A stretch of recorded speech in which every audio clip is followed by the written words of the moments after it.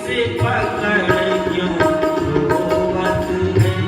हर पाप की गठरी शीश धरे, अब शीश पकड़ क्यों रोवत है। उठ जाग मुसाफिर भोर भई, अब रहने कहाँ सोवत है। उठ जाग मुसाफिर भोर भई, अब रहने कहाँ सोवत है। जो सोवत है सो खोवत है, जो जागत है सो पावत है। उठ जाग मुसाफिर भोर भई, अब रहने कहाँ सोवत है। उठ जाग मुसाफिर भोर भई, अब रहने कहाँ सोवत बाल कृष्ण लाल की। भरत जी राज्य को छोड़कर जंगल में जाते हैं। गंडकी नदी के किनारे आश्रम झोपड़ी कुटी बनाकर रहते हैं। थोड़ी सी चर्चा वहां की भी सुनाई है। रहते हैं, भगवान सूर्य की उपासना करते हैं। एक दिन की घटना ने जीवन में थोड़ा परिवर्तन ला दिया है। कब कहाँ कैसे मन संसार में अटक और भटक जाए कुछ नहीं कहा जा सकता। सवेरे सवेरे गंडकी नदी में स्नान किए, सूर्य उपस्थान कर रहे थे। शेर से अपने प्राण बचाने के लिए एक हिरणी नदी में छलांग लगा देती है।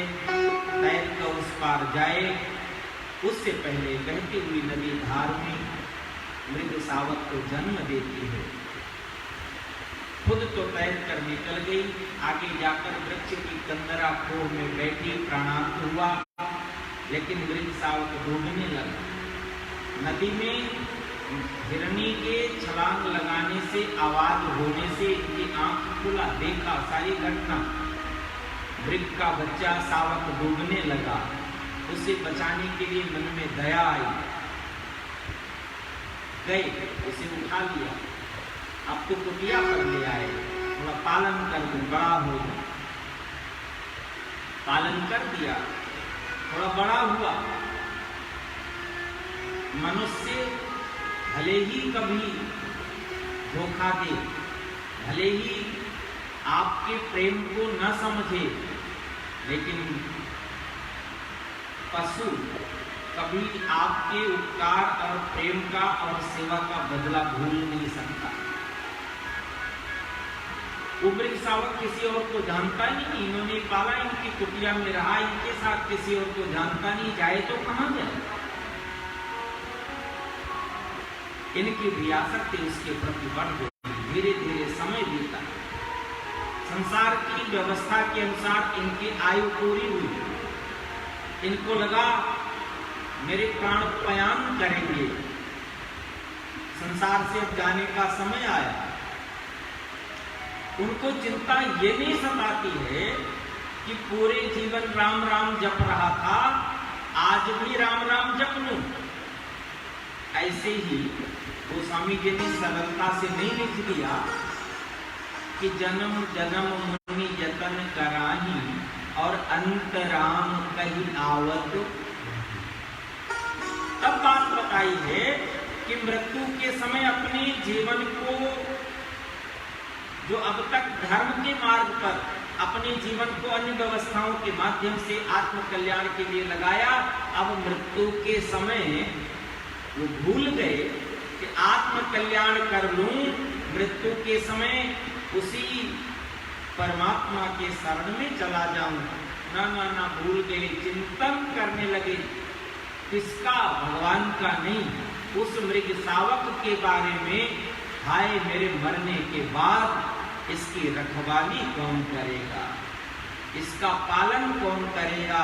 इसको तो बड़े बड़े हिंसक पशु जंगल में दूसरे लोग खा जाएंगे। यद्यपि सत्य तो यह है, खग मृग बसत आरोप बन, हरि अनाथ के नाथ। जंगल में उनकी रक्षा करने के लिए अन्य या अनेक प्रकार से बीमारियों के उपरांत औषधि की आवश्यकता नहीं, वो तो स्वयं ठीक हो जाते हैं।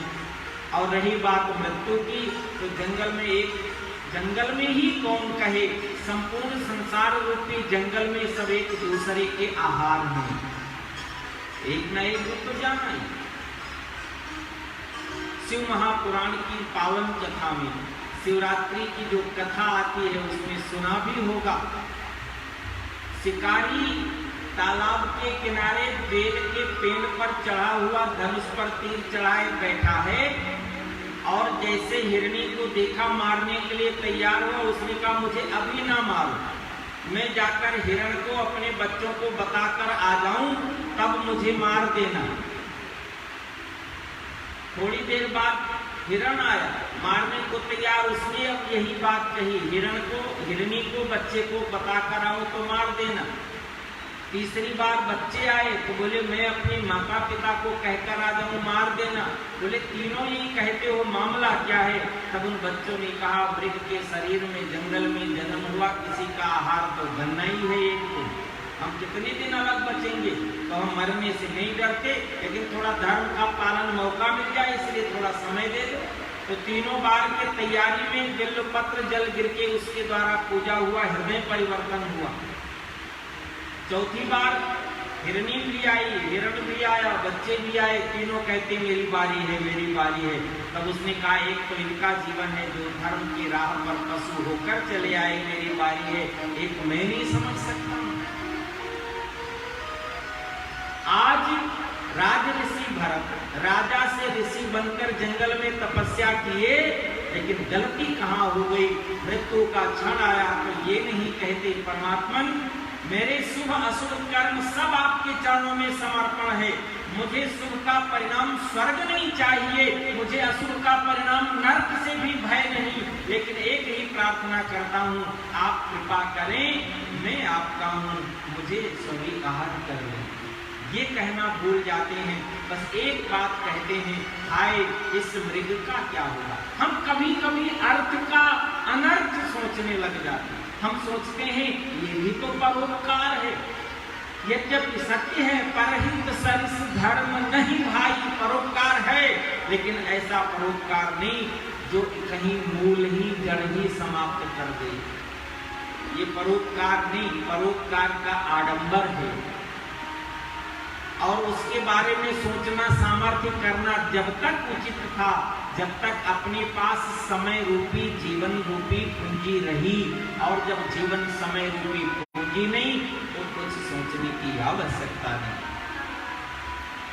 आज भगवत चिंतन नहीं, आज उस मृग के जीवन चिंतन में प्राणांत होता है, और सत्य कहा गया है अंतमते सगते, अंतमते सगते।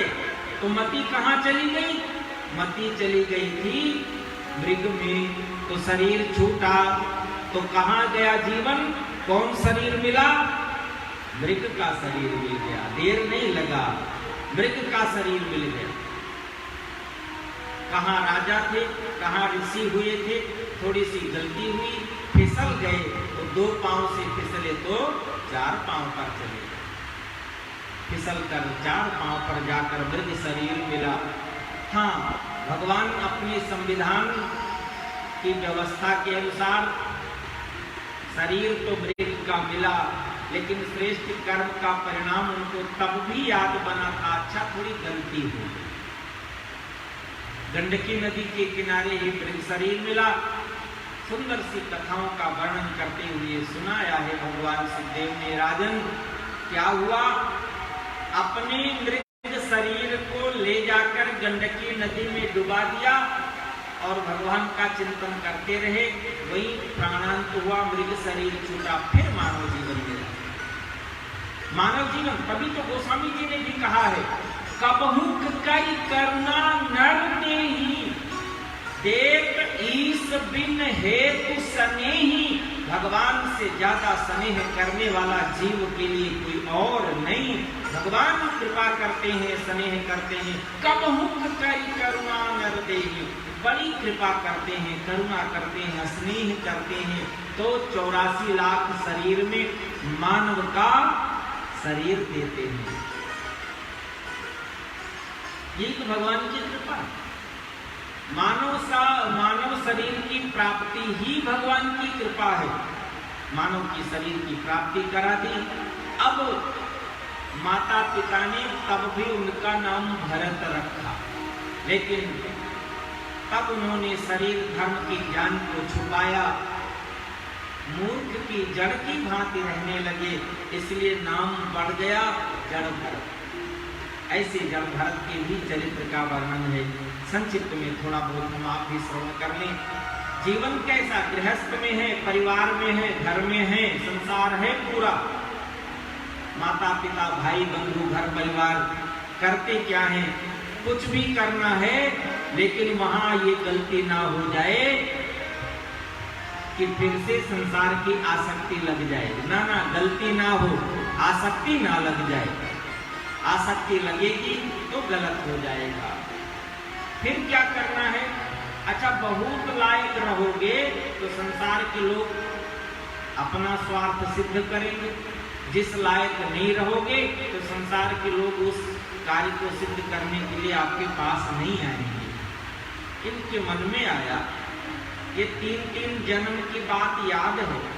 संसार में संसार को प्रसन्न करने के लिए बड़ी व्यवस्था करी, लेकिन संसार प्रसन्न हुआ नहीं और मेरे परमात्मा, मेरे इष्ट, मेरे आराध्य, मेरे भगवान नाराज हुए नहीं। तो क्यों ना भगवान को ही प्रसन्न कर लूं। संसार का व्यवहार किनारे और मुख्य धारा भगवान की भक्ति हो जाए। संसार का काम करने के लिए घर परिवार के लोग कहते तो मना नहीं करते, उस कार्य को करते जरूर, लेकिन करने से पहले और करने के टाइम पर भी उसमें ऐसी युक्ति लगाते, ऐसे कार्य करते कि जिस कार्य को करने पर संसार के लोग स्वतः कह दें कि इस कार्य को अब इनको करने के लिए नहीं करना। यहां तक भी सुना दिया। माता पिता किसान परिवार की खेती होती है, पशु पक्षियों से खेत की रखवाली करनी पड़ती है, तो घर के सदस्य होने के नाते कभी कभी इनको भी भेज दिया रखवाली करने। खेत में बैठे हैं, पक्षियों का झुंड समूह आकर खेत में बैठ गया, और जब झुंड समूह पक्षियों का बैठा कुछ खाने के लिए, फसल खाने के लिए, तब इनको चाहिए था ये कि जब समय हो तो फसल निकालकर कहीं दाना डाल दिया जाए, वो तो उचित है, लेकिन ये दाना फसल पैदा होने से पहले खेत में ही खा लें तो थोड़े से खाएंगे, नष्ट न जाने कितना हो जाएगा। तो ये बैठ जाते और आराम से मस्ती में उनका दर्शन करते और कहते, वाह रे नारायण, क्या पक्षी रूप में हमारे खेत में पधारे।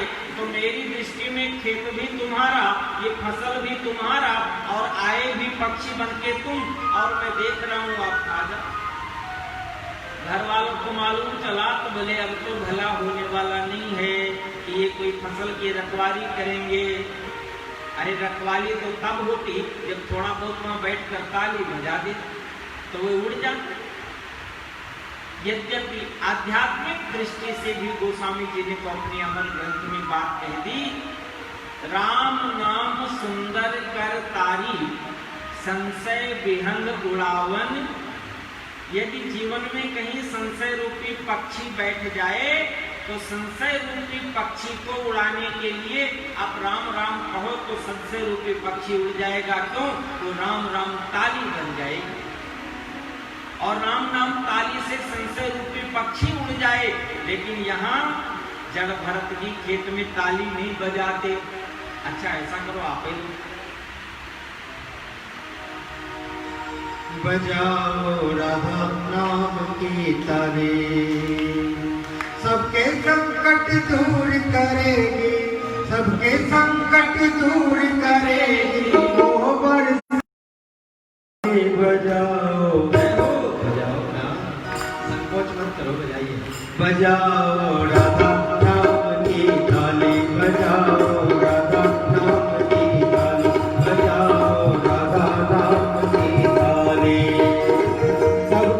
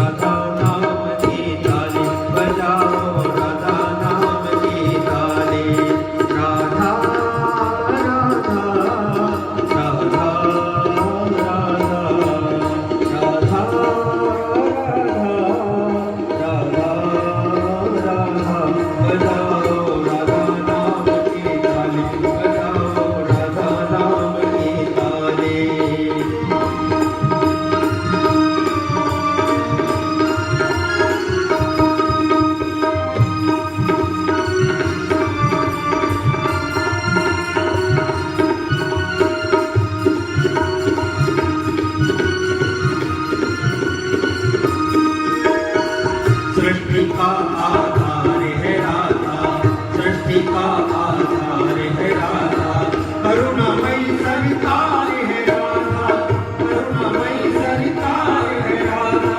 राधा नाम है जिस रचना पर ओ, राधा नाम है जिस रचना पर, राधा नाम है जिस रचना पर, उसमें भक्ति पाली बजाओ जय हो बजाओ बजाओ राधा नाम की ताली बजाओ, राधा नाम की ताली बजाओ, राधा नाम की ताली। सबके संकट दूर करेगी, सबके संकट दूर करेगी, मोह बरसाने वाली बजाओ बजाओ बजाओ राधा नाम की ताली बजाओ, राधा नाम की ताली।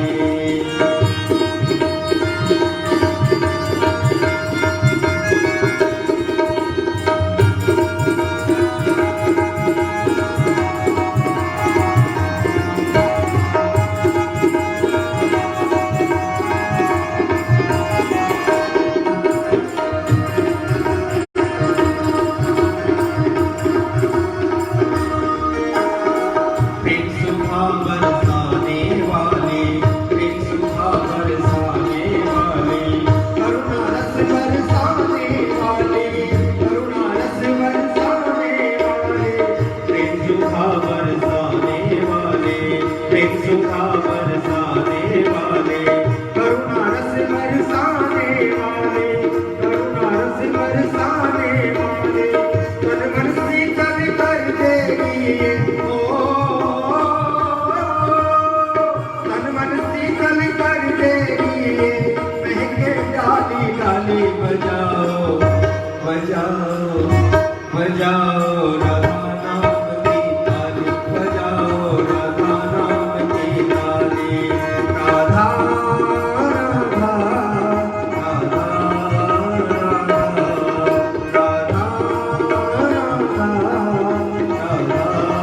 राधा बजाओ राधा नाम की ताली बजाओ, राधा नाम की ताली।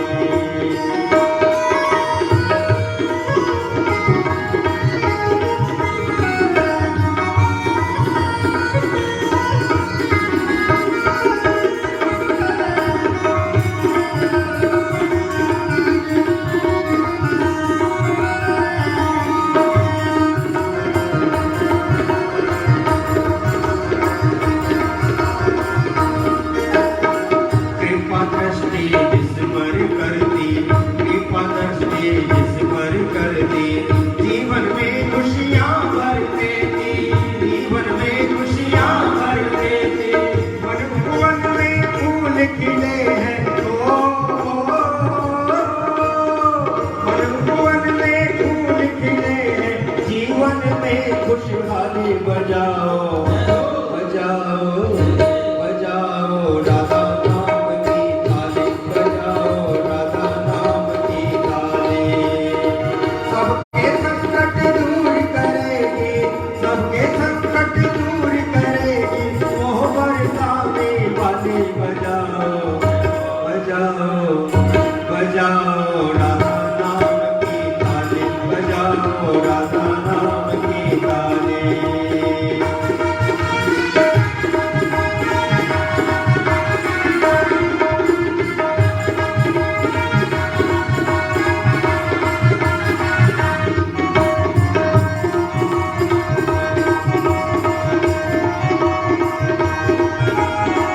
और कोई फिर चाह करे क्यों, और कोई फिर चाह करे क्यों, दुनिया की परवाह करे क्यों, दुनिया की परवाह करे, इसे दुनिया की परवाह करे क्यों, दुनिया की परवाह करे क्यों।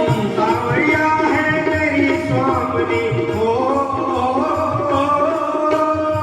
सावरिया है मेरी स्वामिनी, दास तेरी रखवारी बजाओ बजाओ बजाओ राधा नाम की ताली बजाओ, राधा नाम की ताली बजाओ, राधा नाम की ताली। सबके संकट दूर करे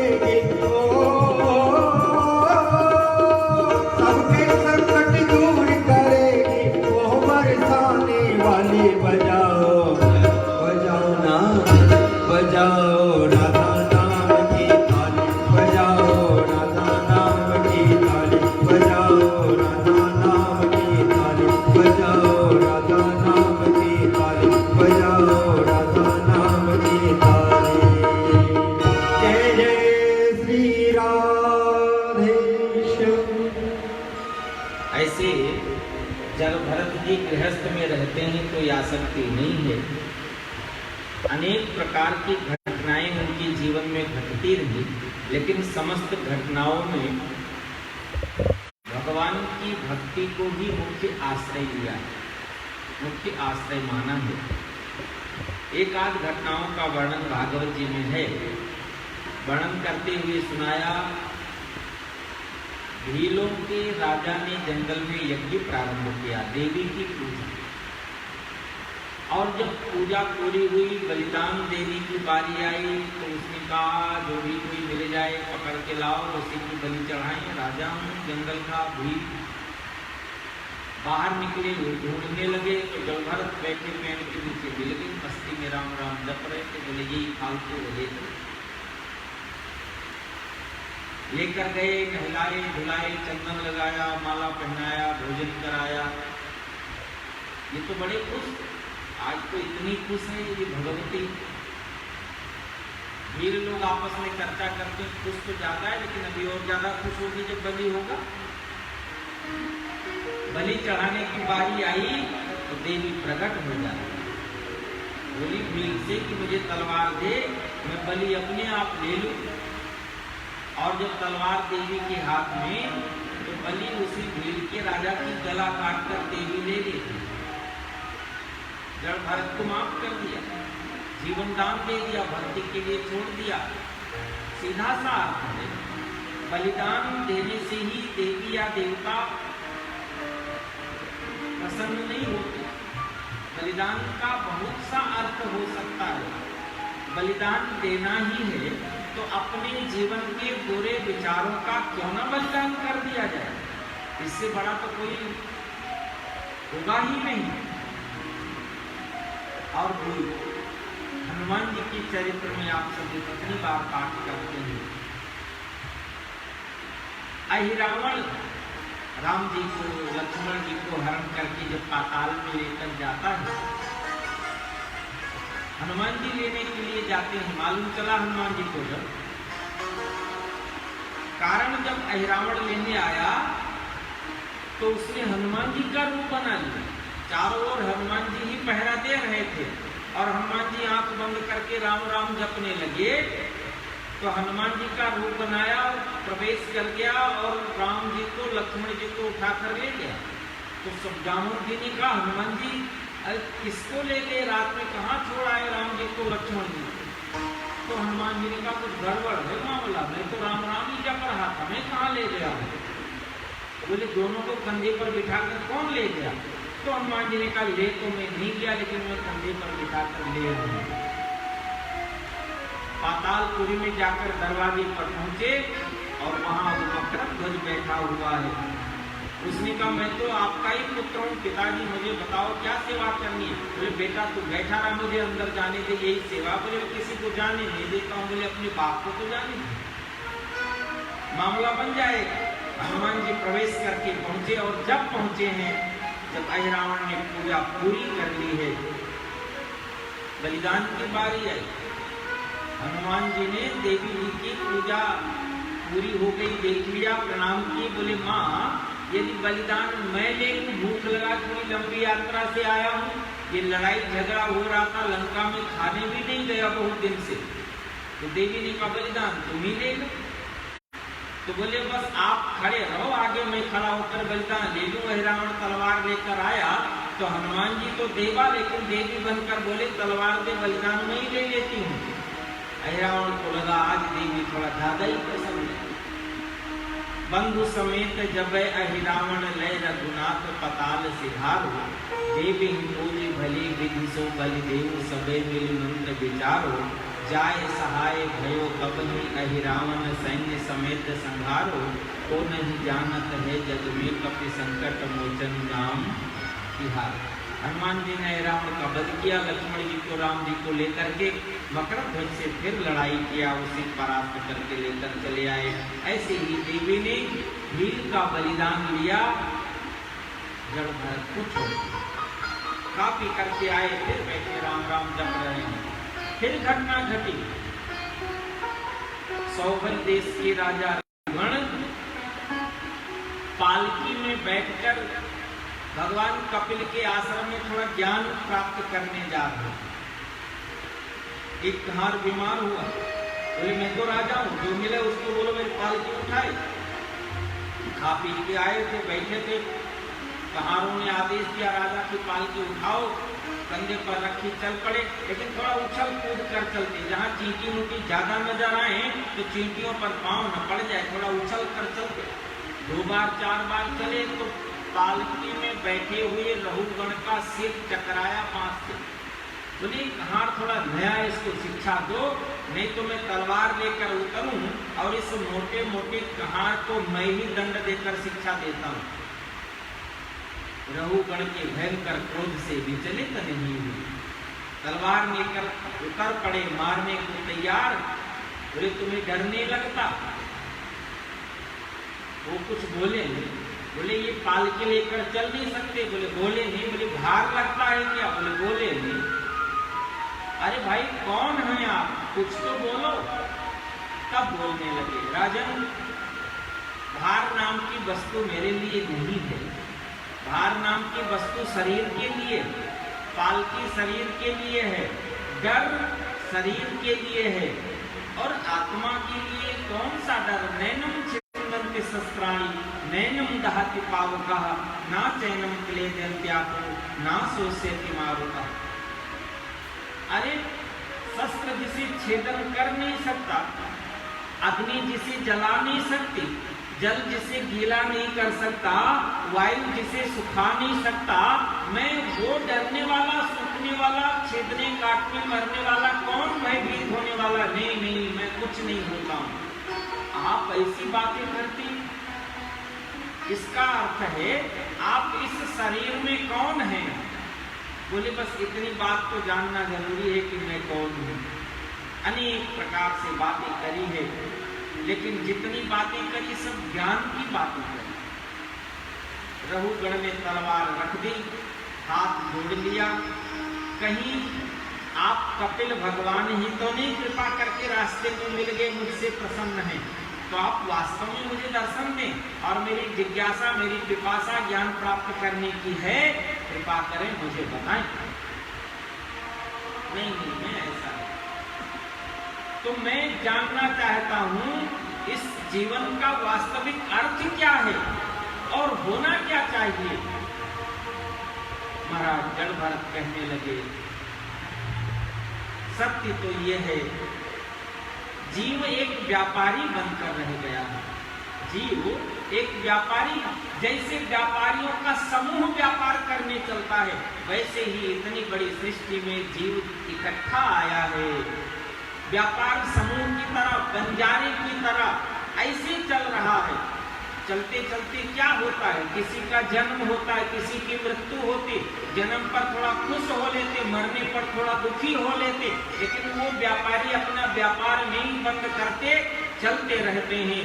जीव भी ऐसा है, इस संसार में समूह में आकर के सब करता रहता है, जन्म भी मनाता, विवाह भी मनाता, मृत्यु भी मनाता, खुशियां भी मनाता, दुखी भी हो लेता, चलता रहता है, चलता रहता है, व्यापार में लगा रहता है। लेकिन वास्तव में वो व्यापारी किसी प्रकार से श्रेष्ठ नहीं जो लौटकर अपने घर आना भूल जाए, लौटकर अपने व्यापारिक प्रतिष्ठान का उद्देश्य भूल जाए। वो व्यापारी ठीक नहीं। उसके साथ तो क्या होता है, कभी कभी मार्ग में जंगल पड़ता है, जंगल में डाकू चोर मिलते हैं, व्यापार समस्त मूल सहित नष्ट कर देते हैं, कुछ नहीं बचता है, घर मकान मंजिल प्रतिष्ठान सब छूट जाता है, कहीं का नहीं रहता, फिर भटकता है और इस प्रकार की व्यवस्था भोगनी पड़ती। महाराज राजा रहुगणी का कहीं क्या रहे हो, मैं तो जीव का पूछ रहा हूं, व्यापारी का नहीं। जड़ भरत ने कहा ये जीव ही व्यापारी है, संसार ही जंगल है और इसी संसार में, इसी जंगल में चलते चलते अपनी ही इंद्रियां डाकू की तरह अपने जीवन की व्यवस्थाओं को लूट लेती है और ये श्रेष्ठ कर्म धर्म का आश्रय ले नहीं पाता है। और अपनी वास्तविक प्रतिष्ठान मंजिल परमात्मा है, जिसे भूल जाता है और यही जन्म मरण के चक्कर में आवागमन में पड़ा रह जाता है। आदि आदि बहुत उपदेश दिया, बहुत प्रसन्न हो जाते हैं और प्रश्न करते हैं, राजन आपकी जहाँ यात्रा है, जो लक्ष्य है, जो गुरु है, जिस पर निष्ठा है, आप जाएं, वहाँ आपको ज्ञान की प्राप्ति हो। चले जाते हैं भगवान कपिल के यहाँ ज्ञान प्राप्त करने, और ये भगवान का स्मरण करते करते अपना मंगलमय जीवन यापन किया है। मंगलमय जीवन यापन करते हुए परमात्मा को तीसरे जन्म में प्राप्त किया है। भगवान सुखदेव ने कहा था राजा परीक्षित, राजन एक ही जगह पर जाने के लिए कई मार्ग हैं, कई साधन हैं। पैदल पैदल भी जाया जा सकता है, मोटर से भी जाया जा सकता है, वायुयान से भी जाया जा सकता है। तो वायुयान की यात्रा जो बताई राजा खडवांग ऋषि की है, राज ऋषि खडवांग की है, जो 2 मुहूर्त में ही भगवान की प्राप्ति करेगी। और इसके बाद बोले पैदल पैदल की यात्रा जड़ भरत की है, 3 जन्म लग गया। ये पैदल यात्रा सबके बस की बात नहीं है। कभी कभी तो ऐसा अटक और भटक जाता है, विस्मृति हो जाती है, फिर वही व्यवस्था लागू हो। कब कई करुणा नर देही, भगवान कृपा करके मानव जीवन दे, तब जाकर बात बनती है। और जो मोटर यान से सुरक्षित भी यात्रा कर ले, वो परीक्षित तुम्हारा है। 7 दिन में तुम्हें तुम्हारी मंजिल मिलेगी, दिन 7 ही होते हैं। ऐसे जड़ भरत के परम पावन चरित्र को सुनाया है। 5म स्कंध में भुवन कोश का वर्णन है, गंगा जी के महिमा का वर्णन है, गंगा जी के अवतरण की भी थोड़ी कथा है, स्वर्ग के सुख और नर्क के यातनाओं का वर्णन है। और जब नर्क की यातनाओं का वर्णन सुनाया है, तो परीक्षित जी बैठे बैठे पीपर पात सरिस मन डोला, जैसे बिना हवा चले हुए पीपल का पत्ता हिलता है, ऐसे ही परीक्षित जी अंदर से तो हिल गए। महाराज जी, नर्क में इतनी यातनाएं, हाँ राजन मिलती हैं, यातनाएं मिलती हैं। हाथ जोड़कर प्रश्न करते हैं, अधुने महाभागा यथैव नरकान् नरः नानो ग्रयात् तन्नानेया तन्मे व्याख्यातु मरहसि। आप कृपा करके मुझे बताएं, अनेक प्रकार की यातनाओं से भरे हुए उस नरक की यात्रा न करनी पड़े, ऐसा कोई अनुष्ठान है क्या? इसका सीधा सा अर्थ है, सुंदरकांड में आखिरी बात कभी कभी बहुत अच्छा लग रहा होता है राम जी का, विनय न मानत जलधि जल गए 3 दिन बीत, और बोले राम सकोप तब नहीं जानते, भय बिन होत न भय बिन होए न प्रीति, बिना डर के प्रेम नहीं होता। तो परीक्षित जी ने यहाँ सिद्ध कर दिया है कि वैसे तो राम राम भजने में आलस्य लगता है, वैसे तो संसार अच्छा लगता है, लेकिन जब नरक के दुखों का वर्णन सुनो, इतनी यातनाएं मिलती हैं, तो भय लगता है। चलो भय से ही सही, लेकिन भगवान के भजन करने की ओर तो हम मुड़ जाते हैं, और संसार में उस नरक की यातनाओं को न भोगना पड़े, तो किसी अनुष्ठान क्रम को पूछने के लिए परीक्षित जी ने प्रश्न किया है। और जब परीक्षित जी ने पूछा, तो भगवान सुखदेव जी ने वर्णन करते हुए कहा है, राजन इसी प्रकार से भगवान व्यास जी ने सुखदेव जी को सुनाया था, और सुखदेव जी ने परम पुनीत पवित्र एक ब्राह्मण के चरित्र को सुनाया था, और मुझे भी कृपा करके सुनाया। सूत जी सौनक आदि ऋषियों को कहते हैं, और यहाँ सुखदेव जी परीक्षित को सुना रहे हैं क्या? कान में कुब्जे दिजा कश्चित दासी पतिर अजामिला नामना नष्ट सदाचारो दास्याह संसर्ग दूषिता। कन्नौज नाम का नगर है जिसमें अजामिल नाम का एक ब्राह्मण है। कन्नौज नाम के नगर में अजामिल नाम का ब्राह्मण है। दासी के संसर्ग में आने से ब्राह्मणत्व जिसका नष्ट हो गया। संसर्ग का दोष होता है अच्छी की संगति करने से अच्छा और बुरे की संगति करने से बुरा। ब्राह्मणत्व है बाल्यकाल के जीवन में ब्रह्मचर्य का पालन करते हुए माता पिता की संरक्षणता में रहकर गुरुदेव के सानिध्य में रहकर श्रेष्ठ ज्ञान प्राप्त कर लिया है।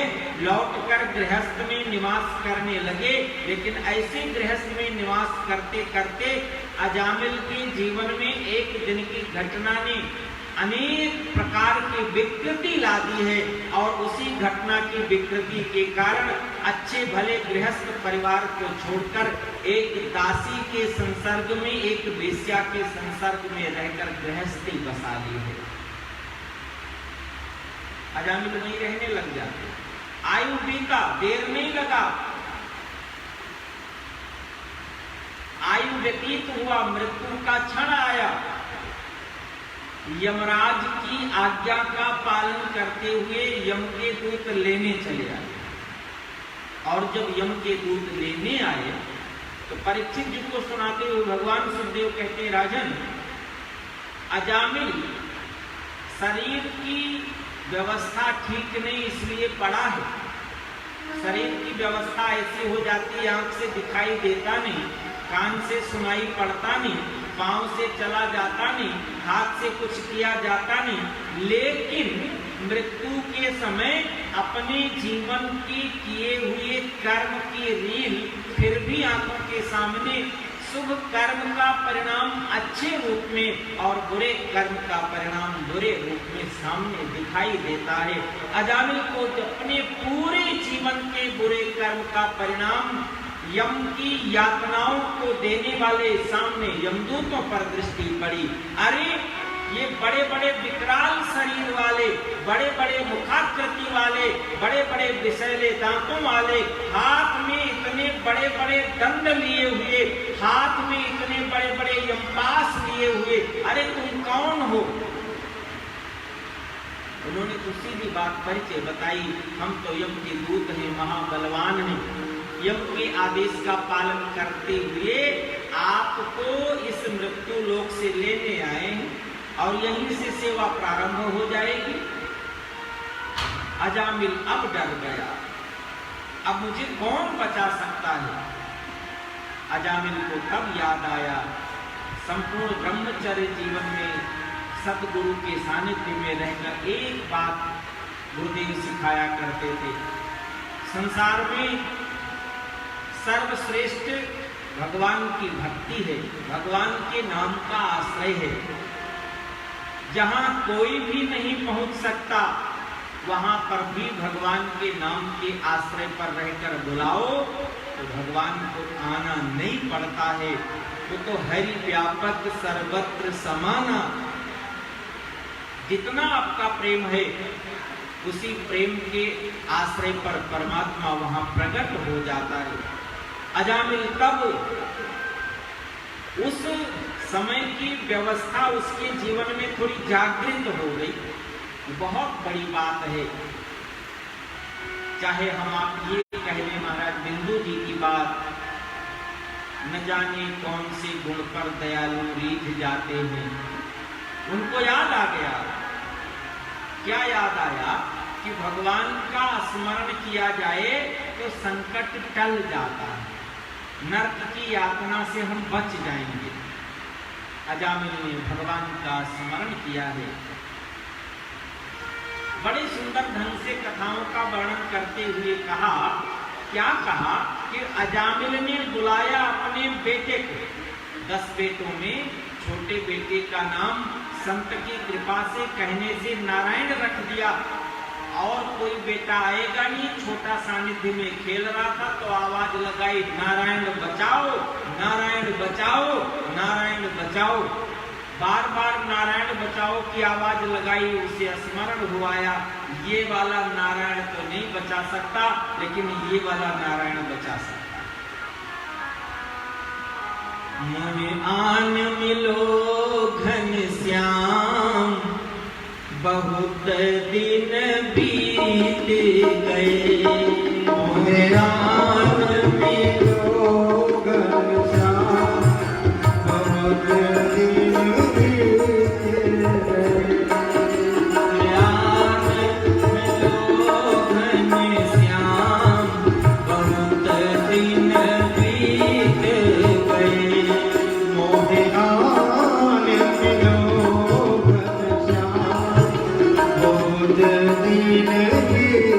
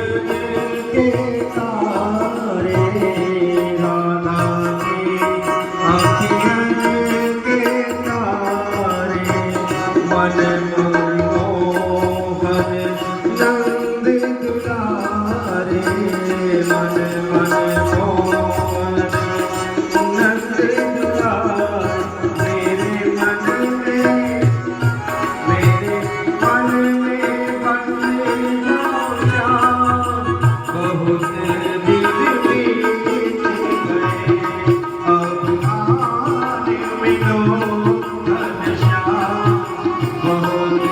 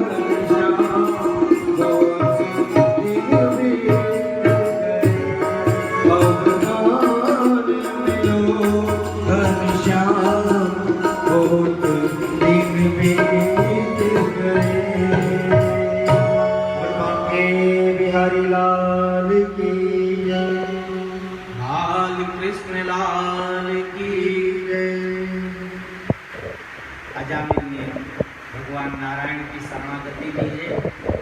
भगवान सुखदेव जी ने वर्णन करते हुए कहा है, राजन, भगवान नारायण के पार्षद उपस्थित हुए, यम के पास में बंधे हुए अजामिल को मुक्त किया। यम के दूतों ने भगवान के पार्षदों से जानना चाहा है, तो भगवान के पार्षदों ने उनको उपदेश भी दिया है। दोनों की वार्तालाप भी अजामिल ने सुनी। यम के दूत लौटकर अपने यमराज के पास गए हैं। बड़ी बात तो तब यमराज के पास पहुंचकर यमलोक में यमदूतों ने कहा, अजामिल को बंदी बनाकर लेकर हम लोग चले। उसी समय दो पीतांबरधारी चतुर्भुजधारी पहुंच गए। अजामिल ने नारायण नारायण बोला था, और जैसे ही नारायण नारायण बोला था वाली बात बताई यमदूतों ने, तो यमराज ने कहा, मुंह बंद कर लो, इस नरक में ये नाम दोबारा नहीं बोलना। जितने लोगों के कान में ये नाम पड़ा, उन सबको अब तो छुट्टी का कागज देना ही पड़ेगा। बोलो बाल कृष्ण लाल की। इसका सीधा सा अर्थ है, भगवान के नाम में कितनी शक्ति और सामर्थ्य है। भगवान सुखदेव यही कहना चाहते हैं, राजन, आपने पूछा था कि नरक की यातना सहनी न पड़े, कौन सा अनुष्ठान किया जाए, तो भगवान के नाम से बढ़कर कोई और अनुष्ठान नहीं है। चहु जुग चहु श्रुति नाम प्रभाव, चारों युगों के लिए चारों वेदों में बार बार ये बात कही जाती है, नाम से बढ़कर कोई और नहीं है। आज तक जितने भी संत हुए, महापुरुष हुए, कवि हुए, भक्त हुए, सबने कुछ और किया या नहीं किया, लेकिन नाम का जप किया है, नाम का आश्रय लिया है। अजामिल के जैसा पापी भी मरते समय नाम का आश्रय लेकर सहजता की संसार सागर को पार कर जाता है। ऐसे अधम अजामिल को आयु मिलती है, गंगा जी के किनारे रहकर तब भक्ति करता है, और फिर उसकी बाद में मृत्यु होती है, भगवान के परम मंगलमय धाम की प्राप्ति करता है। अर्थ ये नहीं हम पूरे जीवन पाप करें, अंत में राम जपेंगे, अंत में राम जपना मुश्किल होगा। हाँ, ये बात जरूर है, भगवान की कृपा से अजामिल के जीवन में संभव हुआ, तो अजामिल ने ऐसी व्यवस्था कर ली। सबके लिए ये व्यवस्था नहीं बन सकती है, इसलिए हम आप अजामिल के चरित्र को सुनकर के अपने जीवन में प्रारंभ से ही ऐसे पाप प्रवृत्तियों से बचें, और प्रारंभ से ही अपने ही संपूर्ण जीवन को श्रेष्ठ बनाने के लिए प्रारंभ से ही तैयारी करके रखें। जैसे संसार के प्रत्येक कार्य में कितना सावधान होते हैं, संसार के व्यवहार में हम आप कितना सावधान होते हैं, कहीं भी गलती नहीं होने देते हैं, तो फिर संसार के व्यवहार में इतना सावधानी, तो परमार्थ में सावधानी क्यों नहीं, परमार्थ में भी बहुत सावधानी होनी चाहिए। इसलिए श्रेष्ठ रूप से वर्णन करते हुए संसार में बताया है, अजामिल के चरित्र को सुनाया है। छठवें ही स्कंध में बहुत सी कथाएं हैं। छठवें ही स्कंध में देवासुर संग्राम की नींव पड़ जाती है, ऐसी भी कथा थोड़ी सुनाई है। और उसका कारण कर्म में असावधानी, व्यवहार में असावधानी नहीं, संसार के व्यवहार में सावधान और धर्म में असावधानी, उसी के अनुरूप कथाक्रम का वर्णन किया। और क्या बताया है, देवलोक में देवताओं के राजा इंद्र बैठे हैं। प्रेम से बोलो जय श्री कृष्ण। हाँ, जितने लोग भी बैठे हैं बहुत, और जितने लोग भी घरों में बैठकर आनंद प्राप्त कर रहे हैं, प्रेम से बोलो जय श्री कृष्ण। देवलोक में देवताओं के राजा इंद्र सिंहासन पर बैठे हैं। आज देवताओं के गुरु बृहस्पति के मन में आया, चलो आज थोड़ा इंद्र के यहाँ चलते हैं। चले गए, और जब इंद्र के यहाँ जाकर पहुंचे तो इंद्र ने देखा गुरुदेव आए हैं, तो उन गुरुदेव को देखने जानने के बाद थोड़ा बनावटी कार्य में उलझ गए। गुरुदेव को प्रणाम करना, आसन देना, ये बाकी सेवकों ने कर दिया, लेकिन इंद्र ने नहीं किया। आप ध्यान देना, बात कहाँ की है, कहाँ जा रही है। संसार के व्यवहार में गलती नहीं करते, लेकिन जिन सदगुरु की कृपा से जीवन में धर्म का, अध्यात्म का मार्ग जागृत होता है, उन्हें हम बहुत हल्के में लेकर सहजता में छोड़ देते हैं। ये कोई साधारण व्यक्ति की घटना नहीं, ये देवलोक में रहने वाले देवताओं के राजा इंद्र की बात है। छोड़ दिया, बृहस्पति जी ने क्षमा कर दिया, कोई बात नहीं। संसार की माया ऐसी है, करने नहीं देती, फिर भी सदगुरु कृपा किए। इंद्र तब भी नहीं सुधरे। बृहस्पति जी उठ के चले आए, इंद्र मैं तो जा रहा हूँ, लेकिन मैं जानता हूँ ये तुम्हारी गलती नहीं, ये मेरे राम जी की कुछ इच्छा है, कुछ करना चाहते। चले आए। इंद्र को मालूम चला बृहस्पति चले गए, बोले अच्छा हुआ। अब तो निकले कार्यालय से, देवालय से बाहर निकलने लगे। कहाँ? ऐरावत पर बैठकर थोड़ा शाम के समय घूम लिया जाए, विचरण कर लिया जाए। ऐरावत पर बैठे हुए जा रहे थे, कैलाश पर्वत पर भगवान शशांक शेखर शिव जी का पूजन करके लौटे थे। कौन? वही महात्मा जो भयंकर क्रोधी हैं, दुर्वासा। इंद्र मिल गए ऐरावत पर। अरे अरे देवताओं के राजा इंद्र, आओ आओ, इधर आओ। गले से माला निकाली और डाल दी, ये शिव जी का पूजन करके लौटा हूं, प्रसादी है, तुम्हारा ही भला हो। इंद्र ने कहा क्या मामला है? एक को जैसे तैसे आए हुए से भगाया ही था, कुछ बातचीत नहीं किया, दूसरे ने और गले में लेकर डाल दी माला। देखा दुर्वासा जी चले गए थोड़ी दूर, चलो ठीक है, माला निकाली और ऐरावत के गले पर रख दी। ऐरावत ने सूंड में माला पकड़ी, पैर के नीचे रख दी, और जैसे माला ऐरावत ने नीचे रख के ऊपर पैर रखा, जब तक दुर्वासा जी को याद आया भगवान शिव जी की माला प्रसादी। इंद्र को कितना सुशोभित हो रहा है, जरा देखो तो। अब लौट कर देख लिया, घटना तो गलत हो रहा था ना। दुर्वासा जी भयंकर क्रोधी, अरे इंद्र तुझे समझ नहीं किसका अपमान किया है, ये कोई साधारण फूल नहीं है, शिव जी की प्रसादी है।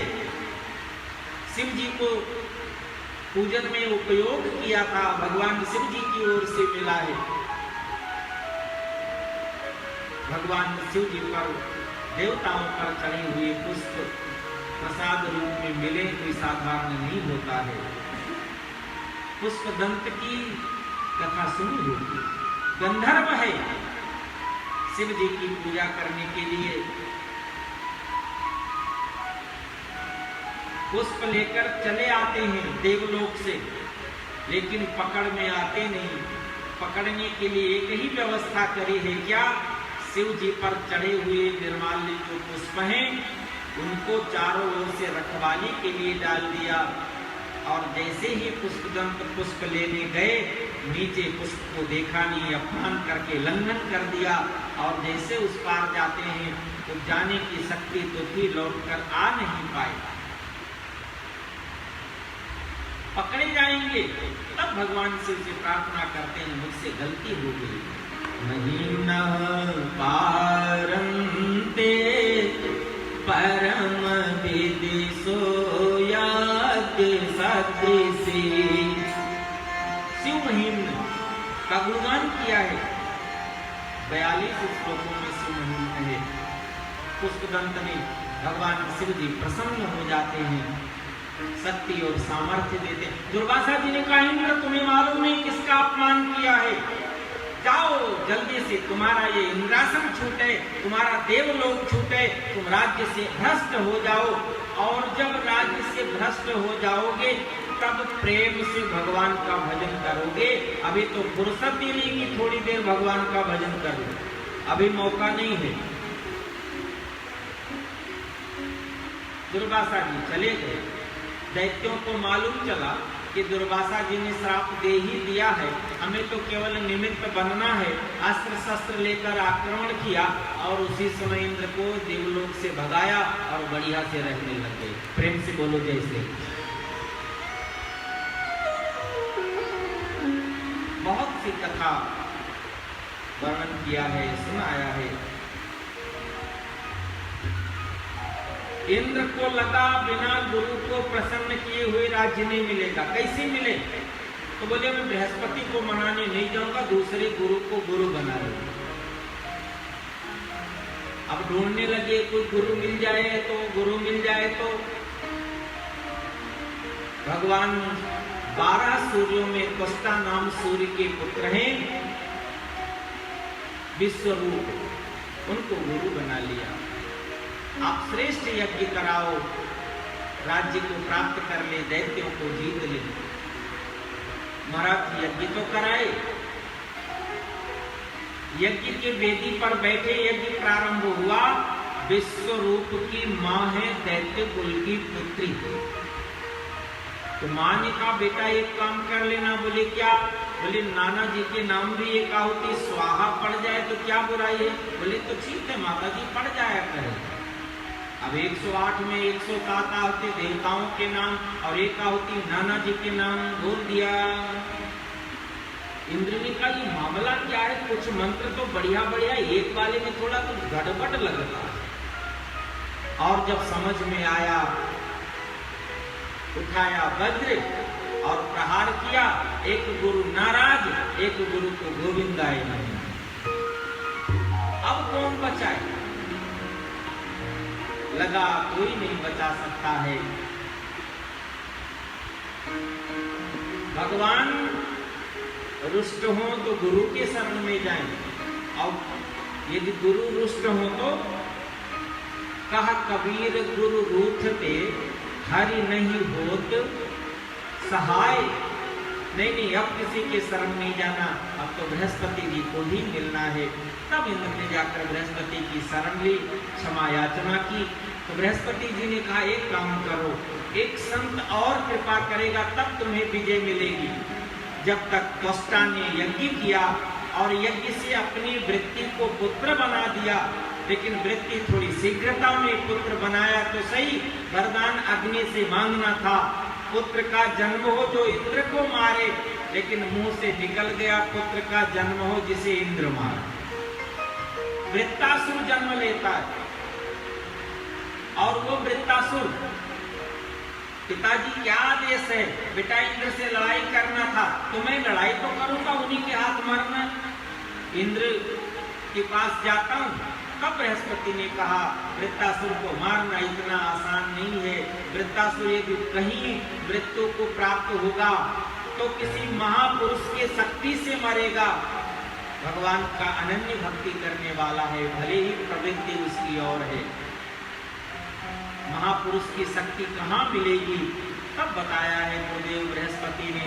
महर्षि दधीची बैठे हुए तपस्या करते हैं, जिनकी अस्थियां लेकर के आओ, वज्र बनाओ, प्रहार करो। अस्थियां लाए, वज्र बनाए, युद्ध के मैदान में गए। और जब वृत्तासुर के सामने इंद्र पहुंचे, वृत्तासुर को मारने चले, तो वृत्तासुर ने कहा इंद्र तुझे तो स्वर्ग और देवलोक के राज्य दिखते हैं, मुझे तेरे अस्त्र में, महाराज दधीची के अस्थियों में भगवान नारायण का दर्शन होगा। मुझे तो मरना ही है, मैं तो जानता हूँ, लेकिन कम से कम निश्चिंत होकर इस परमात्मा से थोड़ी बात तो करने दे, कुछ मांग तो करने दे। हे भगवान, मैं इंद्र की तरह राज्य नहीं मांगता। न नाग पृष्ठम न च पारमेष्ठ्यम न सार्वभौमम न रसातलम राजाधिपत्यं नायोग सिद्धिर्पुनर्भवं वा समञ्जस्त्वा विरह्य कांक्षे। अरे अरे मुझे ये राज्य नहीं चाहिए, चाहे स्वर्ग का हो चाहे पाताल का हो, मुझे कोई सिद्धि नहीं चाहिए।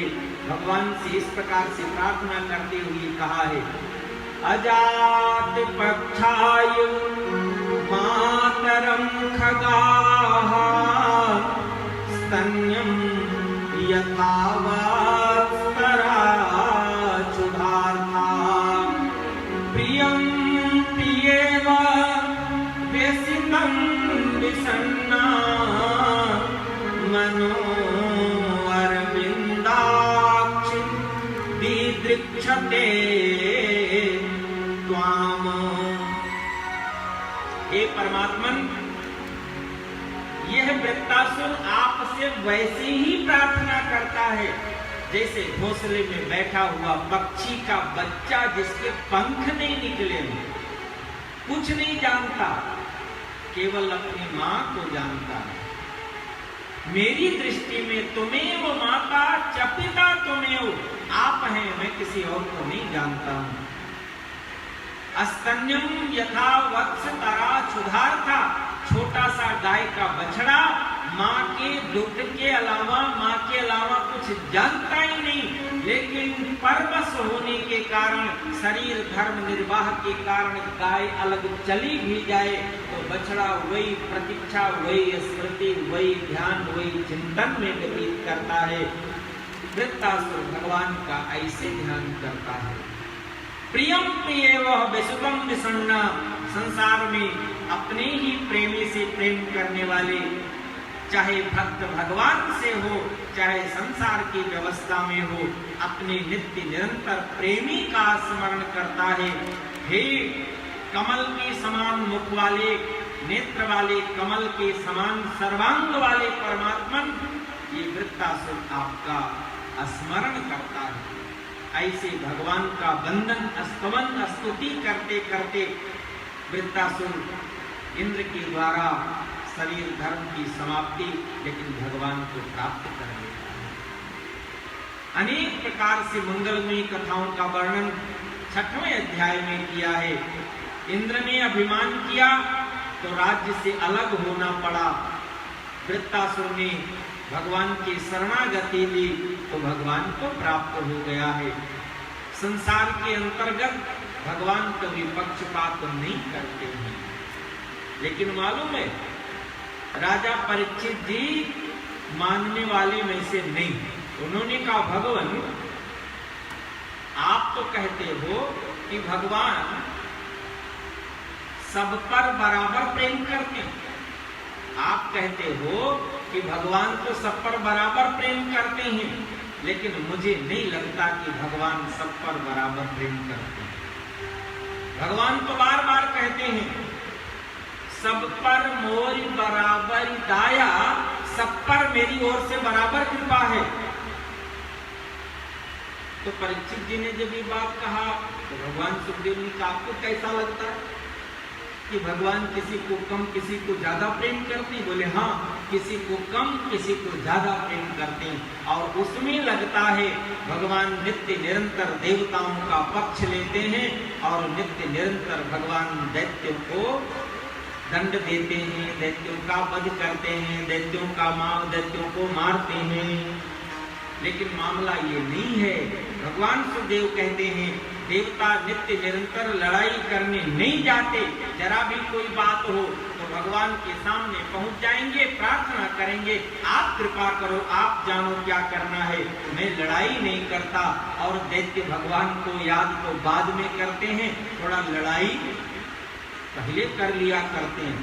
यद्यपि यदि देखा जाए संत महापुरुषों की जीवन की धारणा, व्यवस्था, आदेश, उपदेश, तो वो तो बार बार यही कहते हैं कि यदि संसार रूपी सागर को तरना है तो भजन श्याम सुंदर का करते रहोगे, भजन श्याम सुंदर का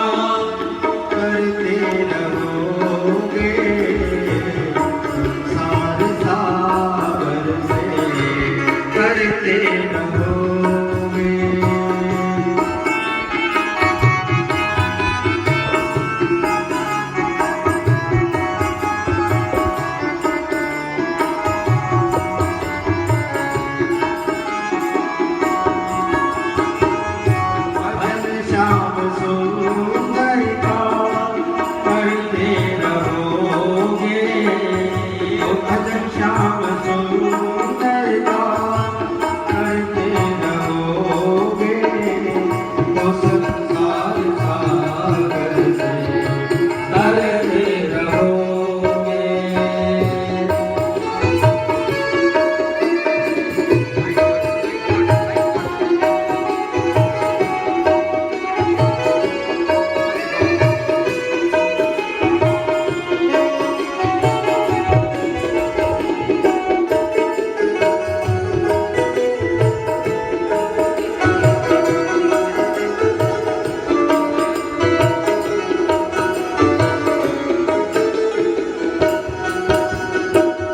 कृपानाथ बेशक मिलेंगे किसी दिन, कृपानाथ बेशक मिलेंगे किसी दिन, तो सत्संग पथ से गुजरते रहोगे, तो सत्संग पथ से गुजरते रहोगे, संसार सागर से तरते रहोगे, भजन श्याम सुंदर का करते रहोगे, भजन श्याम सुंदर का करते रहोगे, तो संसार सागर से तरते रहोगे।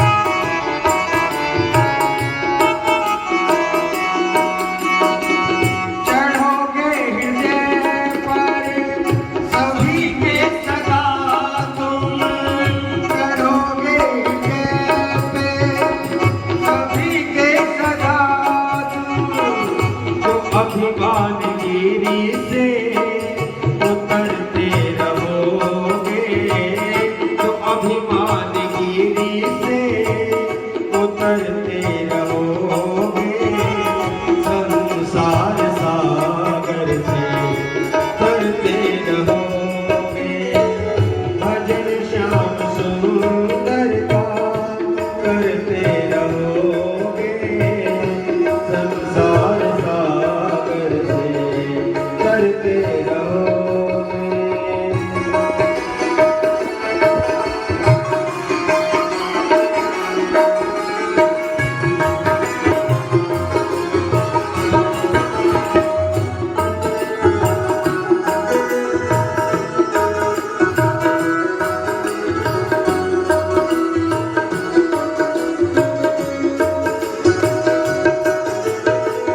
झलक ही पड़ेगा दया सिंधु का दिल, झलक ही पड़ेगा दया सिंधु का दिल, झलक ही पड़ेगा दया सिंधु का दिल, झलक ही पड़ेगा दया सिंधु का दिल,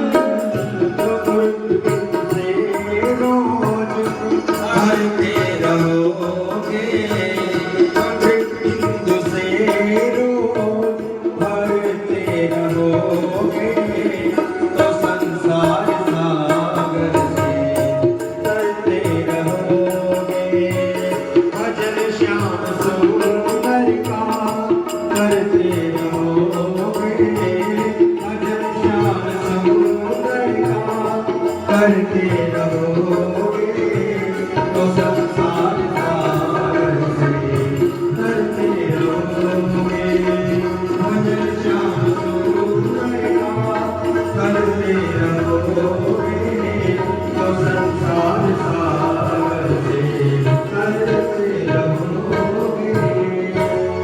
भगवान बिहारी लाल की बाल कृष्ण लाल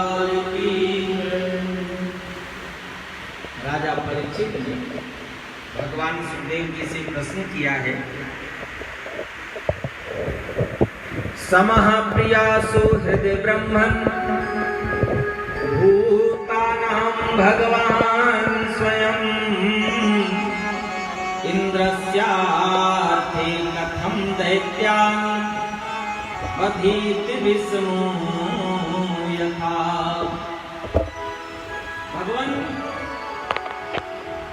भगवान तो समप्रिय है, भगवान तो सबके सुहृद स्वयं ही अपने भाई इंद्र के लिए भला दैत्यों का वध कैसे करते हैं? अपने भाई वध कैसे क्यों करते हैं? जब भगवान सम है, भगवान में विषमता नहीं है। देव जी ने सुना तो भगवान सुखदेव जी ने कहा है, राजन जैसा आप कहते हैं कि भगवान में विषमता कहां से आती है, तो भगवान में विषमता भगवान के भक्ति करने वाले भक्त लोग ही अपनी ओर से लाकर उपस्थित करें, लेकिन फिर भी भगवान में विषमता नहीं। भगवान तो नित्य निरंतर समता में ही रहते हैं। वास्तव में भगवान के अद्भुत चरित्र के बारे में आपने प्रश्न किया है और इस प्रश्न के समाधान के लिए भगवान की भक्ति करने वाले दैत्य वंश के अंतर्गत जन्म लेने वाले भक्त प्रहलाद के चरित्र को सुनाता हूँ, जिसे सुनने के बाद तब आपको लगेगा कि भगवान अपने भाई इंद्र के लिए दैत्यों का वध करते हैं। नहीं, भगवान देवताओं के लिए दैत्य का वध करते हैं। नहीं, भगवान अपने जनों के लिए जो भगवान का अपराध करे भगवान उसे क्षमा कर देते हैं, लेकिन जो कोई भगवान के भक्त का अपराध करता है, चाहे वो देवता हो चाहे वो दैत्य हो, उसे जरूर दंड देते हैं। भगवान के भक्त का कोई अपराध नहीं कर सकता। जो अपराध भगत कर करई, राम रोष पावक सो जन। भगवान का अपराध करे भगवान क्षमा कर दे, लेकिन जब कोई भगवान के भक्त का अपराध करता है तो भगवान दंड देते हैं। भगवान इंद्र के लिए किसी दैत्य को दंड नहीं देते। भगवान का अद्भुत चरित्र है, आप सुने। आपको प्रथम चरित्र प्रारंभ करते समय ही सुनाया था। भगवान ने 12 अवतार लेकर के हिरण्याक्ष का वध किया। प्रेम से बोलो जय श्री कृष्ण।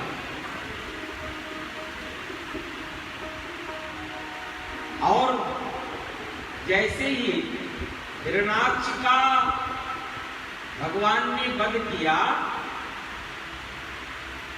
तो हिरण्याकश्यप भगवान से विरोध करने लगा।